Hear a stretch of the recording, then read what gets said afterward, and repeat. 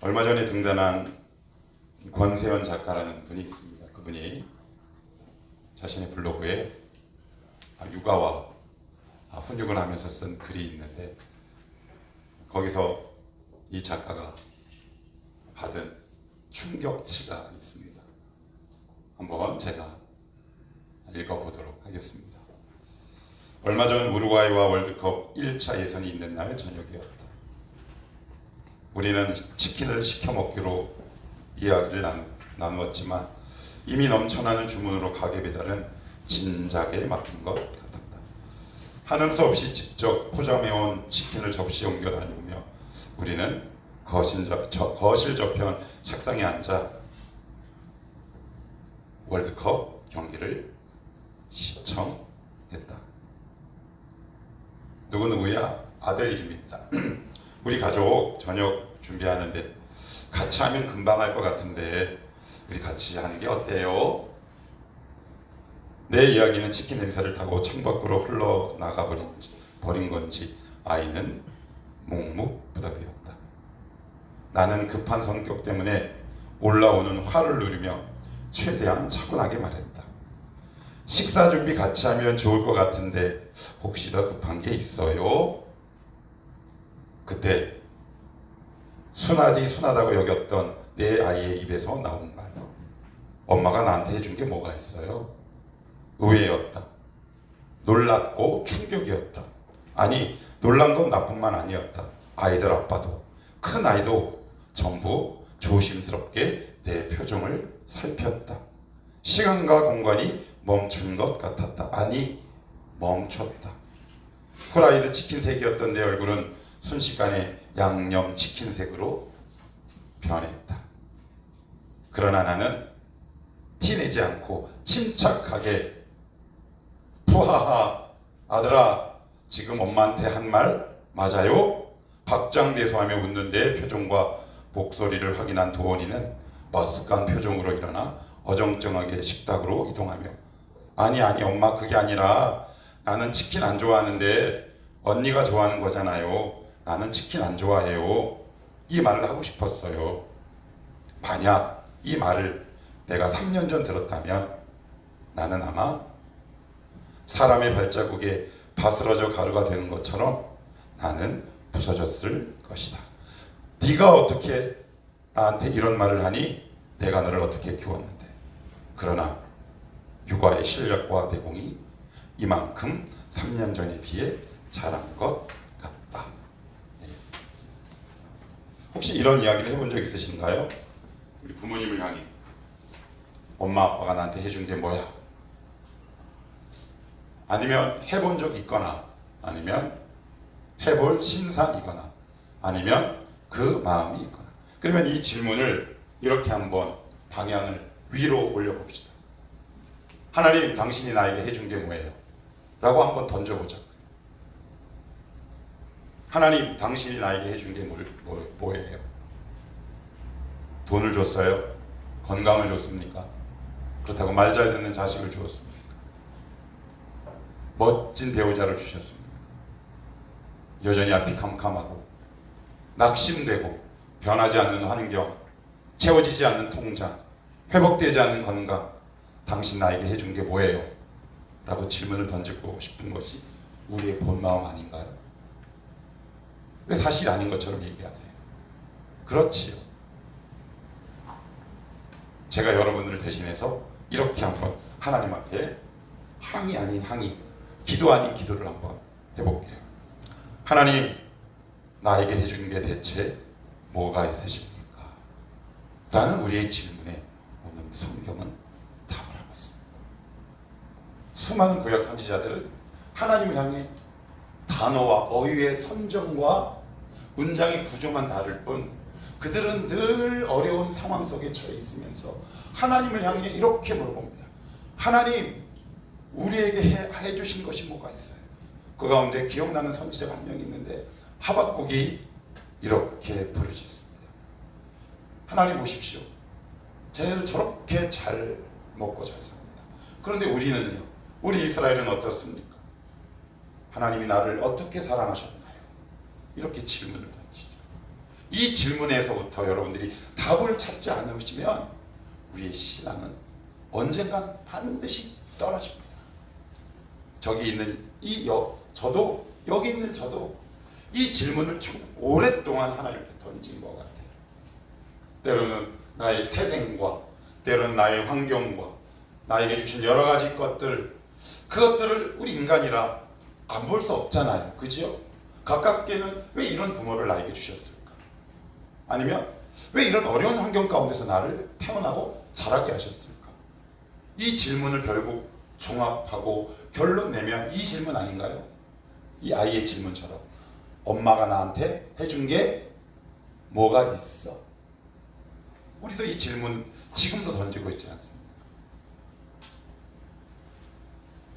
창피한 이야기지만 50이 넘은 지금에서야 이 질문을 멈추게 됩니다.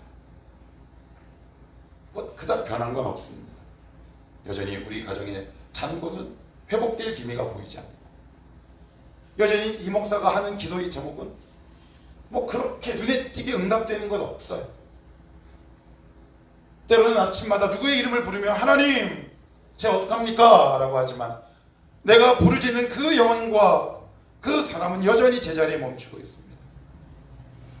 예전 같으면 이렇게 하나님 앞에 기도했을 것 같아요. 하나님 나한테 해줄 게 뭐가 있어요? 그런데 이제는 그 질문조차 할 수가 없어요. 왜요? 환경이 변했기 때문인가요? 아니에요. 그렇지 않습니다. 하나님의 마음과 성경을 통해 하나님의 마음과 본심을 조금이나마 알기 때문입니다. 오늘도 이 여러분들의 질문에 반응하고 응답하시는 주의 음성을 여러분들이 듣게 되기를 축복합니다. 이 질문 던지고 싶지 않으십니까? 아니, 안 던져도 관계없습니다. 이 질문을 던지든 던지지 않든 오늘 하나님이 과연 여러분들에게 뭐라고 항변하시고 논증하시고 해명하시고 설명하시고 대처하시는지 한번 말씀을 살펴봅시다. 자, 먼저 우리 8절 말씀을 한번 8절에서 10절 말씀을 여러분들이 한번 읽어봅시다. 자, 8절 그들부터 10절까지 시작. 그들의 잘못을 지적하여 말씀하시되 주께서 이르시되 볼지어다 날이 이르니 내가 이스라엘 집과 유다 집과 더불어 새 언약을 맺으리라. 또 주께서 이르시기를 이 언약은 내가 그들의 열조의 손을 잡고 애굽 땅에서 인도하여 내던 날에 그들과 맺은 언약과 같지 아니하도다. 그들은 내 언약 안에 머물러 있지 아니하므로 내가 그들을 돌보지 아니하였노라. 또 주께서 이르시되 그날 후에 내가 이스라엘 집과 맺을 언약은 이것이니 내 법을 그들의 생각에 두고 그들의 마음에 이것을 기록하리라. 나는 그들에게 하나님이 되고 그들은 내게 백성이 되리라. 뭐 익숙하다면 익숙하고요, 낯설면 낯설게 여겨지는 본문이기도 합니다. 그런데 여러분들 8절로부터 10절까지를 반복해서 읽다 보면 반복되는 말이 있습니다. 그건 뭐냐면 첫째, 나라는 말입니다. 나. 여기서 나는 누굴까요? 하나님입니다. 그럼 한번 오늘 같이 한번 볼까요? 8절입니다. 8절 중간에 주께서 이르시되 볼지어다 날이 이르리니 누가요? 내가 새 언약을 맺으리라. 9절에 내가 열조의 손을 잡고, 그리고 또 9절 끝에 내가 돌보지 아니하였다. 10절에 보시면 내가 맺을 언약, 또 뭐라고 말씀하시냐면 그들의 마음에 이것을 기록. 10절 맨 끝에는 이렇게 기록해요. 나는 그들에게 하나님이 되고 그들은 내게 백성이 되리라 라고 말씀합니다. 요 짧은 문장 안에 나 그리고 하나님의 행하심과 일하심을 상징하는 동사가 얼마나 많이 반복되는 줄 아십니까? 이게 뭘 의미하는 걸까요? 오늘 하나님 나에게 해주신 게 뭐가 있어요? 라고 질문한 우리에게 하나님이 오늘 이 본문을 통해 우리에게 뭐라고 말씀하고 있는 걸까요? 첫 번째는 이런 뜻입니다. 나는 너희를 향해 열심과 진심을 갖고 있어 라는 말입니다. 이건 얼마나 놀라운 감격이죠. 하나님은 예외 없이 여러분 한 명 한 명을 향해 열심과 진심을 갖고 있어요. 그러면 여기서 우리는 질문할 수 있어요. 그 열심과 진심이 과연 나에게 어떤 유익인가? 나중에 차차 제가 설명하도록 하겠습니다. 하나님은 저와 여러분을 향해 한 명 한 명 열심과 진심이 있어요. 그러면 이 열심과 진심은, 왜 우리 그런 거 있잖아요. 제가 영어 공부할 때, 신대현 입시 영어 공부할 때 정말 진심과 열심을 다해 영어 공부를 했어요. 근데 열심과 진심을 담아도 성적이 잘 늘질 않는 거예요. 여러분들 영어 공부해봐서 알겠지만 영어라는 것이 내가 공부한 만큼 이렇게 딱딱 올라가지 않습니다. 고비가 얼마나 많이 있는지 몰라요. 그래서 중간에 내가 하는 열심과 진심에 비해 상승하지 않는 영어 성적 때문에 얼마나 많이 힘들어했는지 모르고요. 또한 그 주변에 얼마나 많은 사역자들과 전도사들이 있었는지 몰라요. 그런데 나중에 조금 몰라요. 조금. 제가 갑자기 하나님의 열심과 진심을 이야기하다가 왜 갑자기 영어 이야기를 했냐면, 우리의 열심과 진심은 한계가 있는데 하나님의 열심과 진심은 한계가 없어요. 능력이 있기 때문에 그렇습니다. 하나님은 여러분들 향한 열심과 진심이 있어요. 그런데 성경은 하나님의 열심과 진심을 증언하고 있는 반면에 또 사람의 열심과 진심도 이야기하고 있습니다. 제가 한번 예를 들어볼게요. 제가 3명의 인물을 여러분들에게 소개하고 싶습니다. 첫째는 모세입니다. 둘째는 베드로입니다. 셋째는 바울입니다. 모세는 열심히 있었습니다. 혈기가 왕성했다는 사람이에요. 40세에 미디안 광야로 피난 아닌 피난을 떠나게 되죠. 어머니 밑에서 자랐습니다. 유모 밑에서 자랐죠. 유대의 가치관과 하나님의 살아계심을 어릴 때부터 경험하게 됩니다. 그러던 어느 날 바깥에 나아가 자기들의 백성들의 상황을 살펴보던 도중 자기 백성 히브리 민족을 학대하는 이집트 사람을 발견하고 그의 열심과 진심을 담아 살인합니다. 인간의 진심과 열심은 첫째, 사망으로 연결됩니다. 두 번째, 베드로입니다. 베드로는 어느 날 주님이 베드로에게 이렇게 말씀하십니다. 베드로야, 네가 닭 울기 전에 3번 나를 부인하리라. 그랬더니 그런 우리 주 예수 그리스도의 지적 앞에 베드로는 큰 소리를 뻥뻥 치며 이렇게 외칩니다. 주님, 저는 제 목숨도 겁니다. 그런 말씀하지 마십시오. 그러나 얼마 지나지 않아 베드로의 열심과 진심은 어떤 열매로 나타나느냐? 부인으로 나타납니다. 누구를 부인합니까? 예수 그리스도를 부인. 세 번째, 사도 바울도 열심이었습니다. 사도 바울의 열심이 가장 정적으로 나타난 성경 본문이 어디냐면 사도행전 7장입니다. 누구의 현장이 있었냐면 스데반을 죽이는 그 죽음의 현장이 있습니다. 이 세 사람의 공통점이 있어요. 열심이었다는 거예요. 그리고 그 열심에도 진심이었다는 겁니다. 그런데 열매는요, 모세는 어떤 열매를 맺었습니까? 죽음. 베드로는 부인. 바울은 역시 죽음입니다.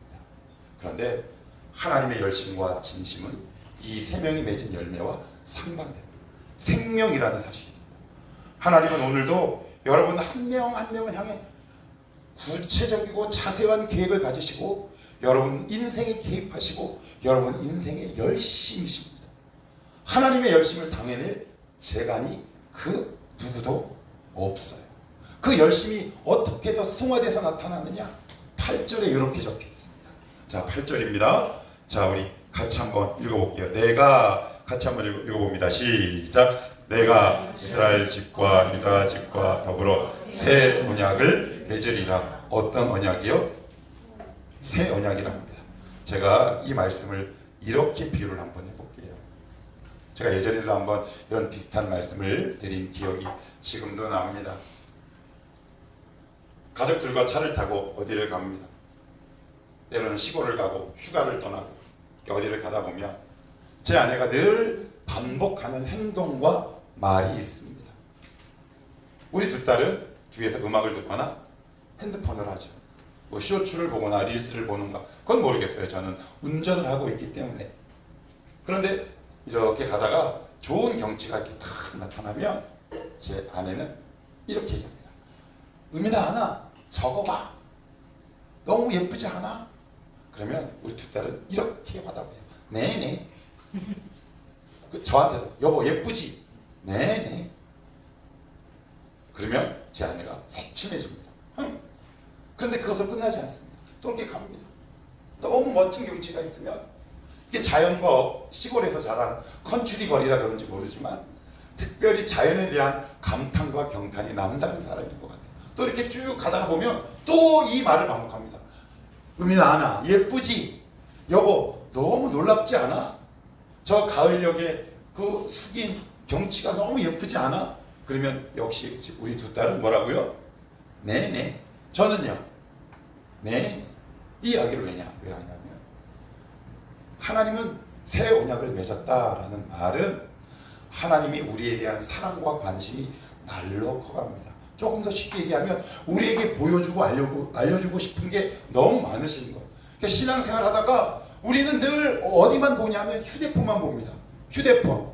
우리에게 있는 영적 휴대폰은 뭔가요? 우리의 환경이라는 휴대폰을 봅니다. 그러면서 우리에게 이렇게 말씀하시죠. 진성아, 신집사야, 아무개 집사야, 너 고개 들어. 한번 저 환경을 볼래? 그러면 우리는 하나님 앞에 이렇게 얘기합니다. 네네 됐고요. 이거 빨리 주세요. 네네. 그런데 하나님은 뭐라고 말씀하시느냐? 새 언약이란 말은 여러분들에게 보여주실 게 많다는 뜻이요.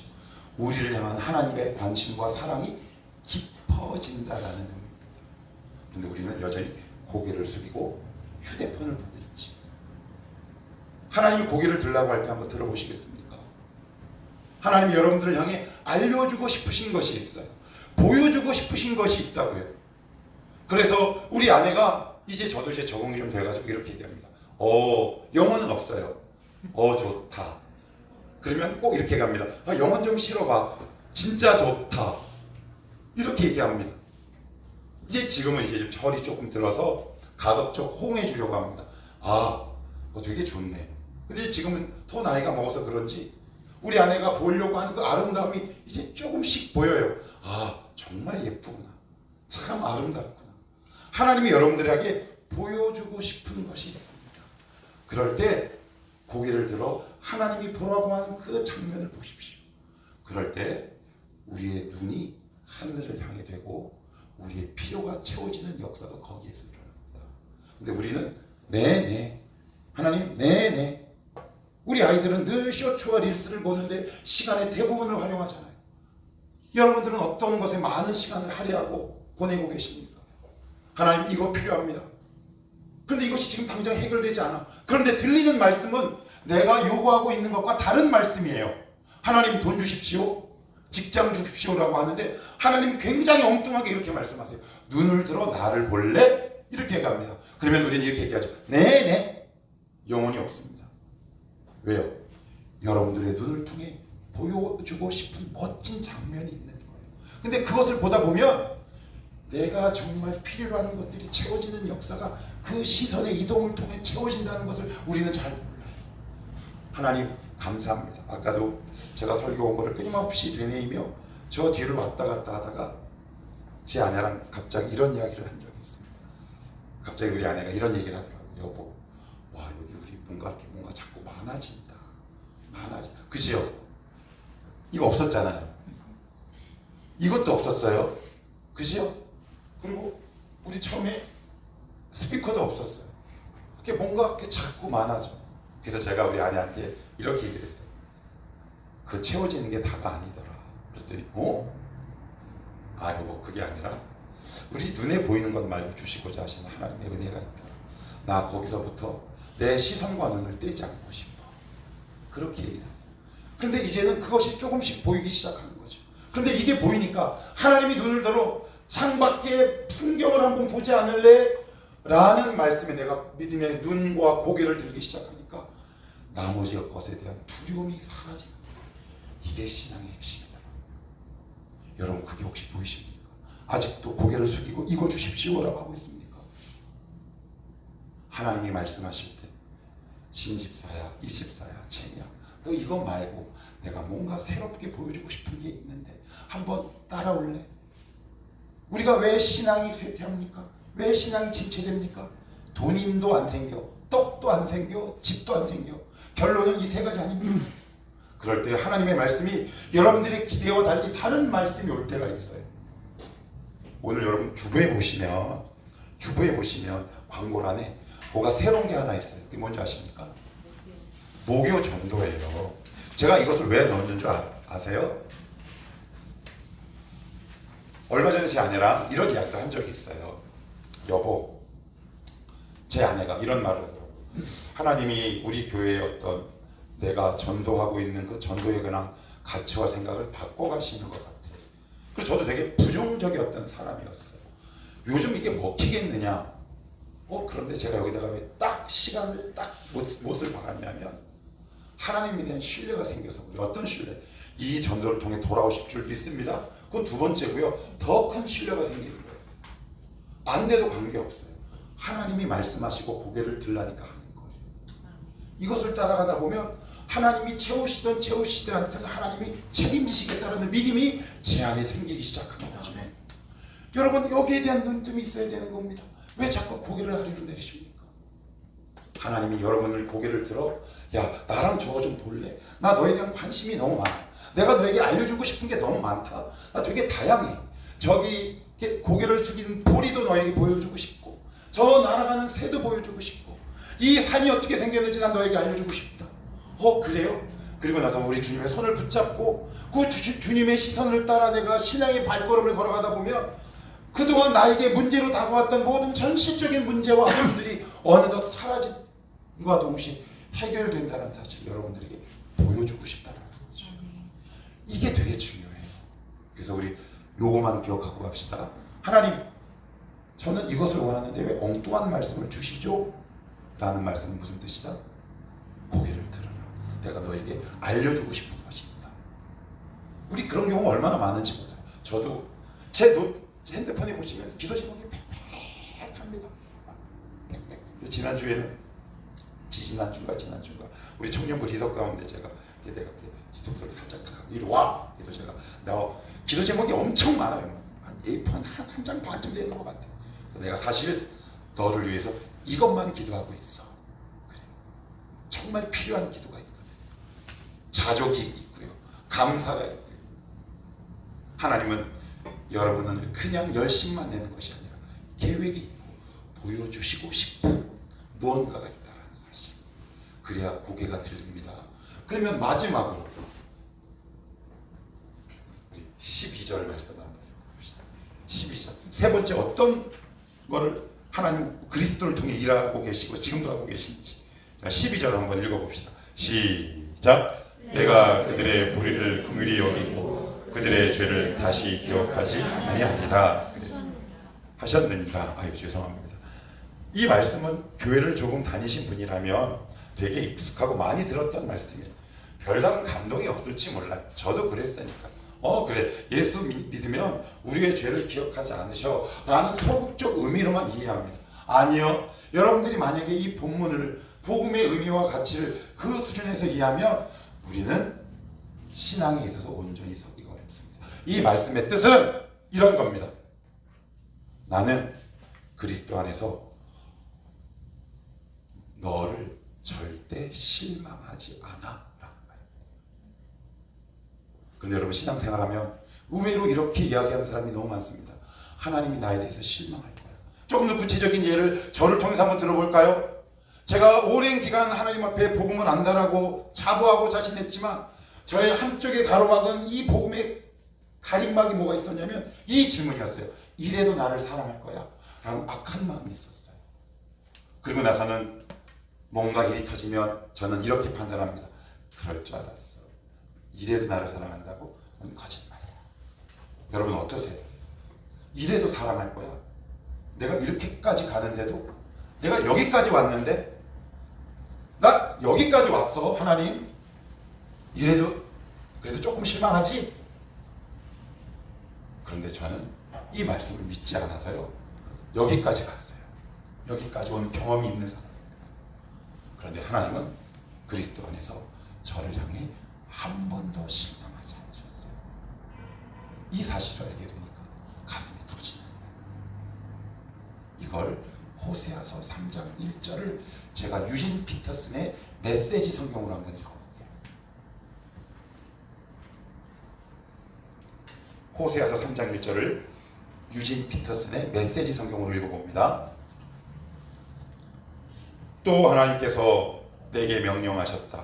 호세아야, 처음부터 다시 시작하여라. 내 아내를 처음부터 다시 사랑하여라. 지금도 최근에 사귄 남자와 침실에 누워있는 네 아내, 너를 속이는 네 아내를 말이다. 하나님이 내가 이스라엘 백성을 사랑하듯 그녀를 사랑하여라. 마음 내키는 대로 온갖 신들과 놀아나는 그들을 내가 여전히 사랑하듯 말이다. 하나님 우리에 대해서 실망하지 않는다라는 의미는 하나님 우리를 사랑하실 때 처음 사랑부터 다시 시작합니다. 사랑 중에 가장 뜨거운 사랑이 무슨 사랑입니까? 첫사랑입니다. 하나님은 매일매일 우리를 첫사랑처럼 사랑하십니다. 그것을 예레미야 애가 3장에는 이렇게 표현하죠. 주의 성실하심이 크시도소이다. 그러면서 이것이 새로우니 아침마다 새롭다. 주님은 오늘 사랑을 내일 똑같은 사랑으로 사랑합니다. 그렇지만 우리는 인간은 그렇게 사랑할 수 없어요. 이것이 바로 복음 안에서 그리스도를 통해서 우리에게 하신 일이랍니다. 우리의 신앙이 왜 이렇게 흔들립니까? 이 사랑에 대한 깨달음이 우리 가운데 부재할 때 우리는 흔들릴 수밖에 없어요. 여러분 혹시 자신에 대해서 좌절해 본 적 있습니까? 자신의 열심을 통해 내가 그리스도를 섬기다가 내 스스로를 실망해서 낙심해 본 경험이 한 번도 없는 사람이라면, 만약에 그런 경험이 있다면 이제 그 경험을 버리셔도 좋습니다. 다시 말씀드릴게요. 그리스도를 통해서 우리에게 하신 일은, 주님은 나를 보고 절망할 권리를 십자가에서 끊어버리신 분입니다. 근데 우리는 늘 이렇게 얘기하죠. 하나님이 나를 별로 안 좋아하실 것 같은데, 나를 사랑하지 않으실 것 같은데, 누구 생각대로? 내 생각대로. 누구의 감정대로? 내 감정대로. 누구의 느낌대로? 내 느낌대로. 우리는 이렇게 판단하는 것이 버릇입니다. 근데 성경은 그렇게 얘기하지 않습니다. 죄를 다시 기억하지 않는다라는 말씀은 내가 너를 첫 사랑하는 것처럼 오늘도 사랑하는데 그 사랑이 영원할 것이다. 그러니 나는 너에게 실망할 일이 없다라고 선언하고 있다. 여러분 이것을 볼 때 왜 이런 것들이 되게 많아요. 한국교회에서 굉장히 팽배하게 흐르는 거 뭐냐면 이런 거예요. 만회하고 싶은 것들이 있어요. 제가 실명을 대기하면 우리 채미랑 저랑 공통점이 있어요. 뭐냐면 급하고 바빠요. 무슨 얘기냐? 저도 채미 때 이런 기도를 하나님께 한 적이 있어요. 하나님, 제가 여태까지 제대로 못 살았으니까 하나님 이 신앙을 좀 잘 만회해서 하나님을 기쁘게 해드리게 해주시옵소서라는 기도를 실제로 제 기도 노트를 통해 드렸어요. 근데 어느 날 채미도 그런 고백을 하더라고요. 왜요? 내가 지난 과거의 삶을 만회하고 싶은 생각이 있는 거죠. 여러분 복음은 만회가 아닙니다. 복음은 만회가 아닙니다. 오늘도 우리를 첫사랑처럼 사랑하는 그분 앞에 그냥 서 있는 겁니다. 그 사랑을 느끼고 자유함을 만끽하며 살아가는 겁니다. 왜 여러분들의 지난 과거의 실패와 흔적을 되씹으며 그것을 만회하려고 하십니까? 바로 오늘 이 본문 12절 가운데 그 의미와 말씀과 그 뜻이 담겨져 있는 겁니다. 기억합시다. 만회는 복음이 아닙니다. 실망도 복음이 아닙니다. 그리고 하나님이 나를 싫어하신다라는 생각도 결코 복음이 아니다. 그리스도 안에서 우리를 향한 절망과 실망을 십자가에서 이미 주님은 끊어버리셨다. 그렇게 우리를 사랑하실 때 어떻게 사랑하시다? 처음부터 첫사랑처럼 우리를 다시 사랑하십니다. 이 사랑을 여러분들이 전달받기를 축복합니다. 여기에 대한 눈뜸이 있기를 축복합니다. 오늘도 나를 첫사랑처럼 사랑하시는 그 하나님. 그래서 아까 제가 저 뒤에 이렇게 앉아서 제 아내에게 고백한 말이 저의 한계인 것 같아요. 여보, 나는 알겠는데 인간의 말로 옮기기가 이렇게 내가 부족하다. 인간의 말로 이렇게 부족하다. 죄송합니다. 분명한 건 이미 모든 것을 십자가에서 해결하신 주님 앞에 만회도 하지 마시고, 그렇다고 절망도 하지 마시고, 그냥 매일매일 그 은혜 가운데 그냥 살아가십시오. 그럴 때 여러분 신앙이 정말 이렇게 자라갑니다. 여러분 그거 아세요? 이 이 복음의 의미를 깨닫게 될 때 우리의 신앙은 율법이 아니라 복음의 터이의 셈을 받고 거기서부터 진짜 신앙의 성장과 성숙이 일어납니다. 그것이 복음의 힘이요 능력입니다. 오늘도 그리스도를 통해 저와 여러분에게 하신 일, 거기에 대한 여러분들의 눈뜸과 그리고 마음의 열림과 깨달음이 있게 되기를